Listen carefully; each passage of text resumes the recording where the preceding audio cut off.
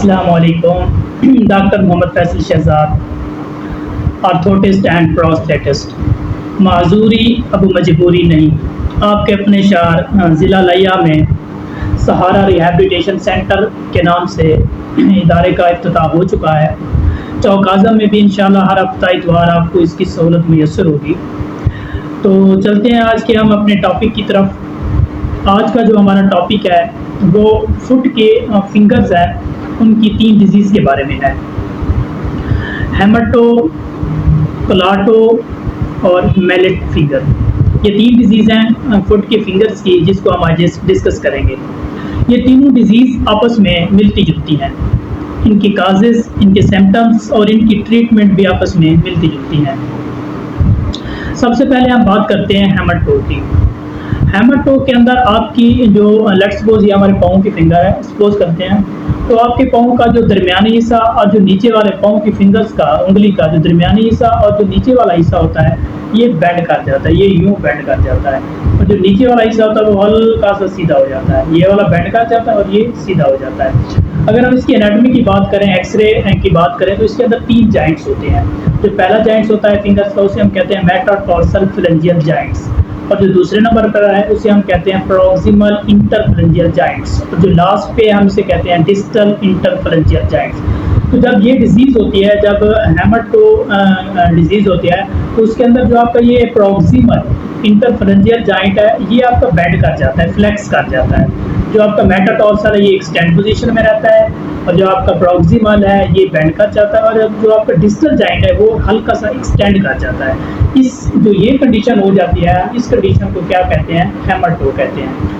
इसी तरह अगर हम क्लाटो की बात करें तो वो इससे बिल्कुल मिलती जुलती है, उसके अंदर भी यही कंडीशन होती है, लेकिन फ़र्क ये है कि उसके अंदर जो आपका डिस्टल जॉइंट है वो फ्लेक्स कंडीशन में होता है, ना कि एक्सटेंड में। हेमाटो के अंदर जो आपका डिस्टल है वो एक्सटेंड होता है, आपका प्रॉक्सिमल फ्लेक्स होता है।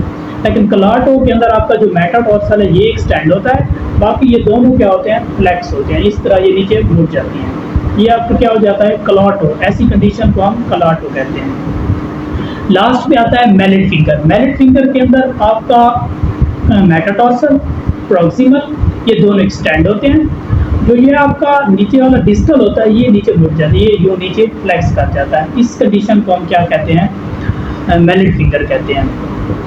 अब हम बात करते हैं कि ये तीनों डिजीजेस, इनकी वजह क्या है? ये पाँव की फिंगर्स में, पाँव की उंगलियों में क्यों होती हैं? इसकी आखिर वजह क्या है? तो इसकी जो पहली वजह है ये इंजरी है, कि आपको पाँव में किसी भी किस्म की कोई इंजरी हो गई हो, कोई ट्रॉमेटिक इंजरी हो गई हो, तो उससे ये डिजीज़ हो सकती है। उसके अलावा अगर आप अर्थराइटिस के पेशेंट हैं, आपके जॉइंट में इन्फॉर्मेशन रहती है, तो उसकी वजह से भी आपको ये तीनों डिजीज़ हो सकती हैं, फिंगर्स की डिजीज़ हो सकती हैं।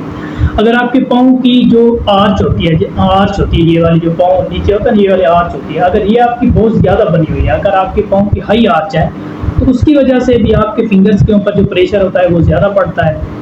तो जिसकी वजह से आपको ये तीनों हेमाटो, क्लाटो और मैलेट फिंगर्स हो सकती हैं। इसके अलावा अगर आप प्रॉपर शूज़ नहीं पहनते, आपका जो शूज़ इस्तेमाल करते हैं डेली लाइफ में वो आगे से बहुत ज़्यादा क्लोज है। अगर आप किसी ऑफिस में जॉब करते हैं, वहाँ पे आप जो शूज़ यूज़ करते हैं ज़्यादा टाइम के लिए 8 आवर्स टू 12 आवर्स पहनते हैं और आगे से वो बंद होता है, तो ऐसी कंडीशन में भी आपको ये तीनों जो डिजीज़ है इनका सामना करना पड़ सकता है। इसके अलावा अगर आपके पाँव के जो मसल्स होते हैं फिंगर्स के, या जो वहाँ पे लेगामेंट्स हैं, अगर वो टाइट हो जाएँ तो उसकी वजह से भी आपको ये तीनों डिजीज़ हो सकती हैं। एक दूसरी डिजीज़ है बोनियंस, जो जिसका कल हमने जिक्र किया था, पहले वीडियो बनी हुई है इसके ऊपर, बोनियन के ऊपर। अगर आप बोनियन डिजीज़ का शिकार हैं तो उस डिजीज़ की वजह से भी आपको हेमाटो का सामना करना पड़ सकता है। तो ये सारी इसकी काजेज़ हैं, इन ख्याल किया करें कि आपको इन काजेज़ से आप बचें। तो अब दूसरी बात यह है कि अगर आपको ये डिजीज़ हो गई है, आपको पता कैसे चलेगा कि आपको ये डिजीज़ है और इसके अंदर आपको कौन-कौन सी मुश्किलात का सामना करना पड़ सकता है। तो अगर तो आपको इनमें से कोई भी डिजीज़ है, तो उस डिजीज़ के बाद आपकी जो फिंगर्स होती है वो नीचे की तरफ मुड़ी हुई होती है, जिसकी वजह से जब आप शूज़ पहनते हैं, जूता पहनते हैं, तो एक तो आपको जूता पहनने में दुश्वारी का सामना करना पड़ता है, आपकी फिंगर्स में दर्द होता है। जब आप चलते हैं तो वो आपको काफ़ी मुश्किल का सामना करना पड़ता है, आप ठीक तरह से चल नहीं पाते, आपके पाँव में उलझन रहती है, आपको दर्द होता रहता है। आपके पाँव के अंदर, आपके पाँव की जो फिंगर्स होती है उसके अंदर स्वेलिंग हो जाती है, रेडनेस आ जाता है, रेडनेस आ जाती है। उसके बाद जब आपकी ये फिंगर मुड़ी हुई होंगी और आप शूज़ में जूता पहनेंगे तो यहाँ पर ये जो मेटाटार्सल है, यहाँ ये जो प्रॉक्सिमल है, सॉरी, ये जो प्रॉक्सिमल है इसके ऊपर ज़ख्म, रेडनेस वगैरह निशान बनना स्टार्ट हो जाएंगे, ज़ख्म पड़ना स्टार्ट हो जाएंगे, जिससे आपको सूजन होगी, जिससे आप ये चुभेगा, आपको उलझन होगी इससे आपको। तो ये सारी इसकी क्या है, सिम्टम्स हैं। अगर आपको इस तरह की कोई भी सिम्टम्स का सामना है, आपके उंगलियों, आपकी जो उंगलियां, फिंगर्स की ज़्यादातर जो होता है ना, ये बड़ी उंगली की है, बड़ी जो पाँव की बड़ी उंगली है, पहली अंगूठे के बाद होती है, उसके अंदर होता है। अगर वो मुड़ गई है या उसके अंदर कोई किसी किस्म का पेन है, वो मुड़ी हुई है, ऐसी किसी भी किस्म का अगर आपको सामना है तो फौरी आप किसी ऑर्थोपेडिक सर्जन से, किसी आर्थोटिस्ट से या किसी भी फिजियोथेरेपिस्ट से जाके मिलें। तो इसका जो ट्रीटमेंट है, वो बेसिक जो ट्रीटमेंट है वो तो एक्सरसाइज है। आप फिजियो के पास जाएंगे, वो आपको एक्सरसाइज करवाएंगे। उसके अलावा इसके टो स्पेसर मिलते हैं जो फिंगर्स को अलग अलग सेपरेट रखते हैं, जिससे ये जो होती है बीमारी, ये ठीक हो जाती है। कुछ ब्रेसेस भी होती है, ये आप देख रहे हैं ब्रेसेस, इस तरह पाँव की फिंगर्स में पहननी पड़ती हैं, तो इससे भी ये जो है ना आहिस्ता आहिस्ता वक्त के साथ साथ ठीक हो जाती है।